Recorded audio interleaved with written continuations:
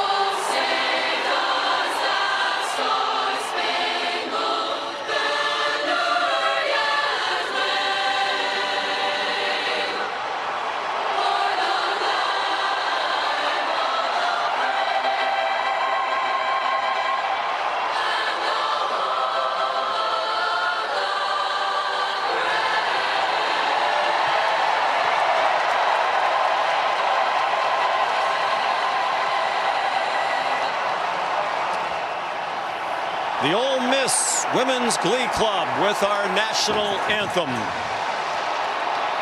Electric atmosphere for LSU and Ole Miss. The kickoff in a moment. You're watching the All-State Kickoff.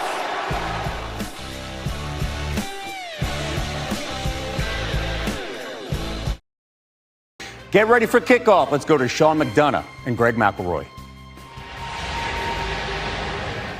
All right, Kevin, Booger, welcome back, everybody, to Oxford on this Sunsplash Day. Another get-together between the Rebels and the LSU Tigers. Always a spirited rivalry, particularly exciting in recent years. Last year in Baton Rouge, as we take a look at our All-State Spotlight, Ole Miss took the lead in overtime on a long 57-yard field goal by Caden Davis. But on their first play of the extra session, Garrett Nussmeier to Kyron Lacey, 25 yards. That was the only point in the game that LSU had the lead. There's the all-time numbers. They've met every year since 1945. There have been 3 ties in this rivalry, 4 ties as well in this rivalry. The big story here today, Trinidad Chambliss at quarterback for Ole Miss. Let's go down to the field. Molly McGrath. Well, Sean, a year ago today, Ole Miss quarterback Trinidad Chambliss was getting ready to lead his D2 Ferris State team to a win in front of just 1,000 fans. Today, he's taking on the number 4 team in the country in front of over 64,000. Chambliss called the last month surreal and a dream come true. And from the 843rd ranked player in the transfer portal to the Rebel starter, coaches all say Chambliss can handle this jump because he has the it factor, where he comes alive in the stadium, and called his ability to scramble and make plays Trinidad magic, Sean.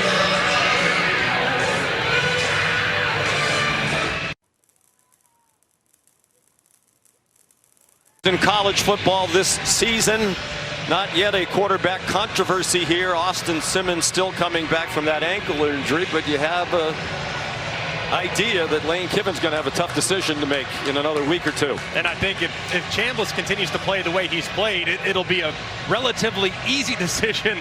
But if Chambliss, for whatever reason, takes a step back, that opens the door. Simmons is still a remarkably gifted young man, and very much in the eyes of the coaching staff, the future of the program. But in the present, Chambliss gives him the best chance to be successful. The home team has won 11 of the last 13 meetings in this rivalry, including LSU's overtime victory in Baton Rouge last year. 2 years ago, when they played here, the 2 teams combined for 104 points. 1,343 yards of total offense. That was with Jackson Dart at quarterback for Ole Miss, the Heisman Trophy winner Jaden Daniels for LSU. Lane Kiffin now in his 6th season as head coach of the Ole Miss Rebels. Hard to believe he's 50 years old. Brian Kelly is 63 in his 35th year as a college football head coach. And he brings the Tigers onto the field first.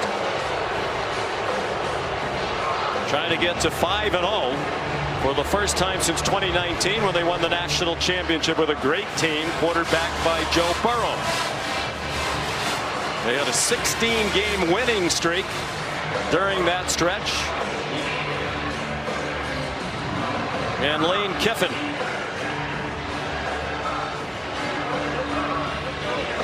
(4-0) for the 2nd year in a row.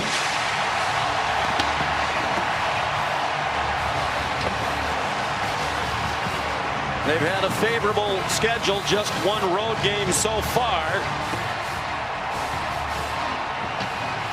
16-1 here since the start of 2023. The only loss was that shocking defeat at the hands of Kentucky, the Wildcats' only SEC win last year, when the Rebels were a 17.5-point favorite. Here's Molly with Brian Kelly. Coach, you told us you want your offense to take on an aggressive mindset. What will that look like today? Make plays. You know, we need some big chunk plays. We got talented receivers and quarterbacks. Get the ball out on the perimeter, get the ball, push it down the field, and then be who we are, right? I mean, we've got to have an established running game like everybody else wants in the country, right? And then play the kind of defense we've been playing. How do you defend Trinidad Chambliss in the quarterback run? Well, I mean, obviously, he minimizes what you can do. You've got to be able to have somebody for the quarterback, and that makes it a little bit more difficult. But, you know, we know what to expect. He's obviously a very talented player, but we've got to slow him down somehow. All right, thank you, Coach. Thanks. And Kelly confirmed that running back Caden Durham is out for this game. He's not even going to dress with an ankle injury, but he said he expects him back after their bye week, just in time for the South Carolina game, Sean. He was injured in the 2nd quarter of their easy win last week against Southeastern Louisiana. Their leading rusher a year ago is a true freshman. Captains at midfield. The referee is Ken Williamson.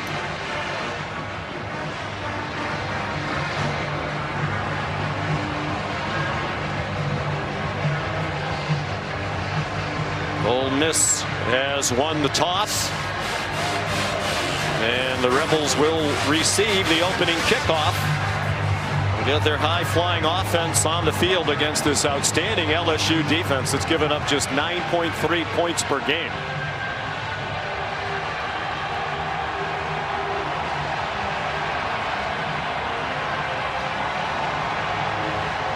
Since Lane Kiffin became the head coach here, 507 yards per game of offense. That is best in the country. It's better than that so far this year, 543. In wins against Georgia State, at Kentucky, in the last 2 games here at home against Arkansas and Tulane. And Greg, they were impressive against a good Tulane team last week. Kind of hit on all cylinders on offense with 45-10 win. They were outstanding on both sides of the ball, and the one thing that came to life last week was the downfield passing attack, and that's something they're going to have to do time and time again against an outstanding LSU secondary. Chunk yardage will be huge for Ole Miss throughout this game.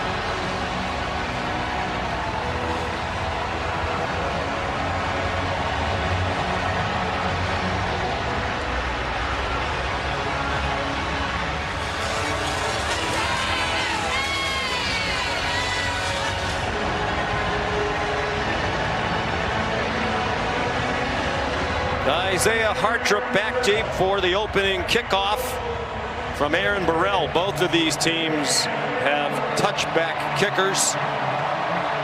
Burrell 24 touchbacks this year in 24 kickoffs. But if Hartrip can run it back, he's dangerous. He is kicking with a light breeze, and it'll land in the back of the end zone.